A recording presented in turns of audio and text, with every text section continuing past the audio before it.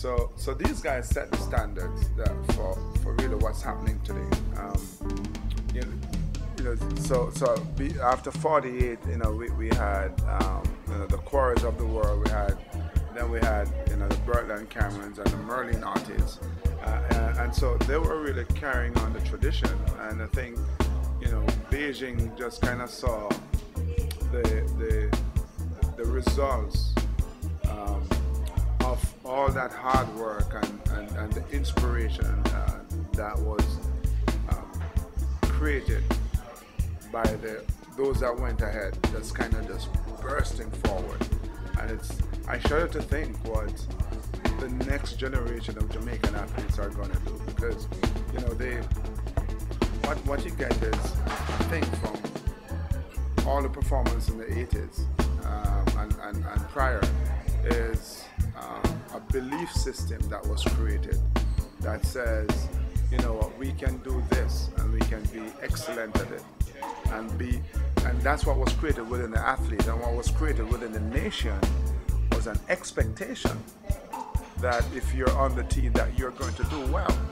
And guess what? When people believe, they do well, and people always, for the most part, rise to the expectation. So when you have a high belief system and you have a high level of expectation, you get the kind of results that we're getting today in 2012.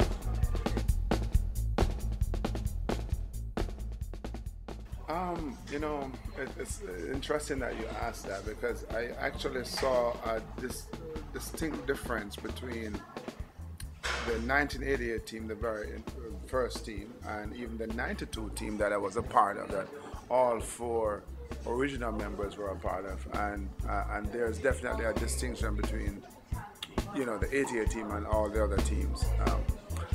Not simply because we were the first team, but I saw a level of passion, or experienced a level of passion, lived a level of passion on the 88 team that, quite frankly, I have not seen on subsequent teams. Maybe because the hurdle for us was so great. We were really breaking down barriers and really charting a new course, new path, because this had never been done before. And so for us, I think there was this tremendous pressure because of what we perceived to be the expectation of being on a Jamaican team, not necessarily bobsledding, but going out there and representing our country. There was, in our mind, a very high expectation to do well, and not to embarrass our country, but to make our country proud.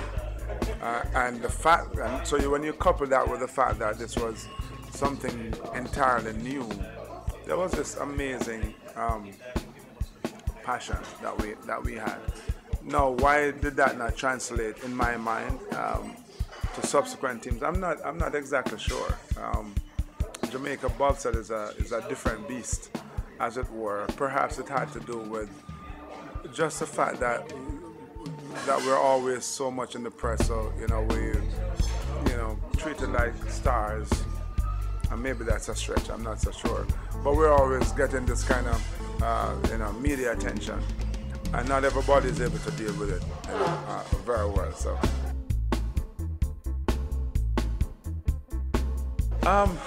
very flattering. It's very flattering to be on a movie set, watching a movie being shot about an important part of your life.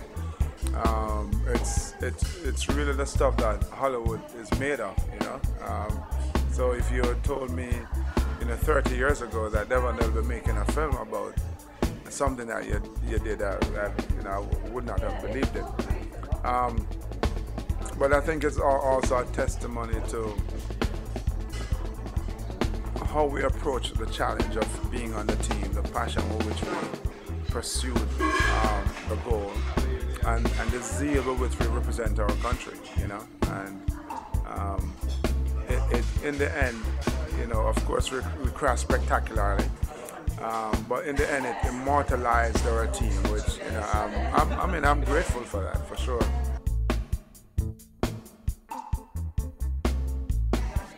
Here's a funny thing. I don't know how the team was portrayed in the movie as, we were certainly having the run of the day. I don't know if we were necessarily going to win or break a record. We're certainly breaking and setting Jamaican records.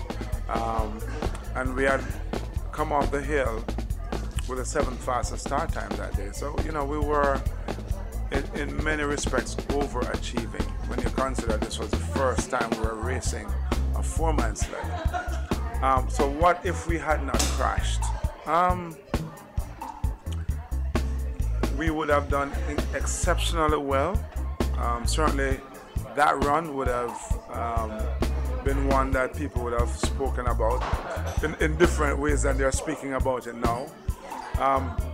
But I don't think we would have won the medal because the races, the results of the race is the final places in the race is a result of 4 heats over 2 days.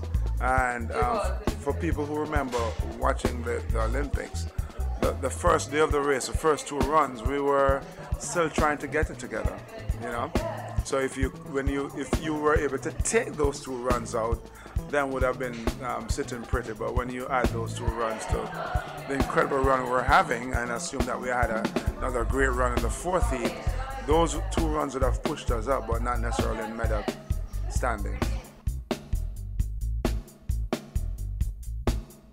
Without question, because here's for many reasons, and I may be biased, but being practical in a sense, just look at the current state of track and field today in Jamaica. Men track and field, men 100 meters. Jamaica owns every national world title in men 100, from the Junior Olympics up to the Olympic Games, right? The World Championship, everything in between. So I look at, for example, and I don't remember his name now, the young man who won the World University Games, the champion at Pan American Games, a Commonwealth champion. Unless something out of the norm happens, they're not even going to be on the Jamaican team come London, So and then there are others like right behind them as well who are in close contention. In any other country, there would be Olympians. It's not going to happen in Jamaica for them. So there comes a time where I believe when we would have nurtured so many sprinters, at least in this respect, that they will need an outlet, and bobsledding is going to be a good option for them. There may be other Olympic sports. I was just in Jamaica recently when we're talking about creating an ice hockey team. Now, I don't think that you're necessarily going to get ice hockey players in the short term who are raised in Jamaica, because it's not bobsledding. Ice hockey, you have to be born on ice. But then there's speed skating. You don't have to be born on ice for that. So if you have the natural athletic talent, you can learn to skate on ice and then eventually become very good. So I think it becomes winter sports becomes another avenue with which we can channel some of the athletic talent that we have. There's a lot of talk in Jamaica about sports tourism. So I can see a winter sports program being a strong part of any sports tourism program. One, because of the novelty of having a tropical country being involved in winter sport, one, and two, doing very well at it, and three, as we just discussed, creating another avenue for athletes to compete and represent Jamaica. In New York, I will be involved in a pretty huge event there on August 4th as well. So that's going to be exciting. As far as the Olympics are concerned, the best place would be to be here in London. I'm not sure yet at this stage if that's going to happen, and if it doesn't, like everybody else, I will be glued to the TV and catching up on the latest news on the internet. In a very quirky way, it's interesting that the Olympics are here in London while Jamaica is celebrating its 50th anniversary, because in 1948 was the first time Jamaica ever competed in the Olympic Games, and it was here in London. And as we were discussing earlier, Jamaica didn't even have its own flag. And now we're here, and curiously, there is talk, even as we celebrate 50 years of anniversary as an independent nation and we're competing in the Olympic Games, that we may be looking to remove ourselves from the Commonwealth. So it's really interesting how things change over time.